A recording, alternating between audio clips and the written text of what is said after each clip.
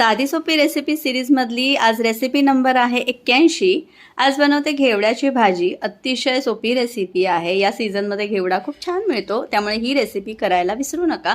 इथे कढईमध्ये घेतला आहे तेल, इथे जिऱ्याची फोडणी केली, त्यामध्ये हिंग घातला, कांदा बारीक चिरलेला घातला, एक मोठा कांदा घातलाय मी बारीक चिरून, आणि त्यानंतर यामध्ये एक वाटण घालणार आहे, ज्यात मी लसूण पाकळ्या, थोडंसं मीठ आणि आपले पांढरे तिळ जे असतात ना ते घेतले आहेत, आणि हे मी खलबत्त्यामध्ये वाटून घेतले आहेत, मिक्सरला वाटलेलं नाहीये।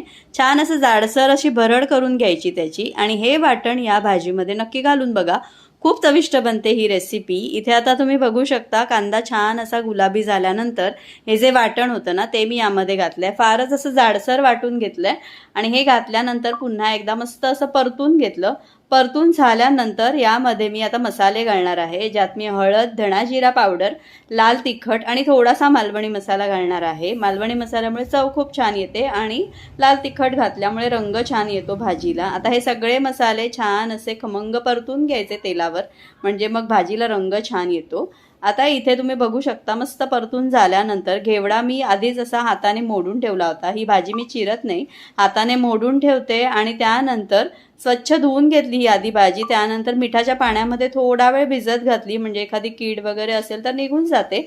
आणि ही स्वच्छ केलेली धुतलेली भाजी मी यावर घातली आहे, पूर्णपणे पाणी निथळून, अजिबात पाणी वापरलं नाहीये। एक लहानसा बटाटा सुद्धा घालायचा, म्हणजे भाजी छान अशी मिळून येते। बटाट्याचे बारीक काप केले आहेत आणि ते घातले यामध्ये। आता इथे बघू शकता सगळं छान असं एकजीव करून घेते, त्यानंतर चवीपुरतं मीठ घातलं आणि झाकण ठेवून, झाकणावर पाणी ठेवून फक्त वाफेवर ही भाजी शिजवायची। अजिबात त्यामध्ये पाणी वगैरे वापरायचं नाही, मध्ये मध्ये थोडंसं ढवळत राहायचं, म्हणजे भाजी लागणार नाही। आणि त्यानंतर एक 2-3 वाफ काढल्यानंतर इथे मस्त अशी ही घेवड्याची भाजी तयार आहे। त्यातले जे दाणे असतात ना ते चेक करून बघायचे, ते छान शिजले म्हणजे आपली भाजी शिजली असं आपण समजू शकतो। वरून मस्त असं भरपूर ओलं खोबरं घातलं, त्यानंतर कोथिंबीर घातली बारीक चिरलेली, आणि अशा प्रकारे आपली घेवड्याची भाजी खाण्यासाठी तयार आहे। ही भाजी तुम्ही नक्की भाकरी बरोबर खाऊन बघा, आपल्या ज्वारीच्या किंवा बाजरीच्या भाकरी बरोबर अतिशय सुंदर लागते। आणि या सीझनमध्ये ही भाजी अगदी नक्की करा, आणि याची चव काही वेगळीच लागते। त्यामुळे ही रेसिपी कशी वाटली मला कमेंटमध्ये सांगा। आवडली तर चॅनलला लाईक करा, शेअर करा, सबस्क्राईब करा, आणि अशाच माझ्या छान छान रेसिपीज पाहत राहा। थँक्यू।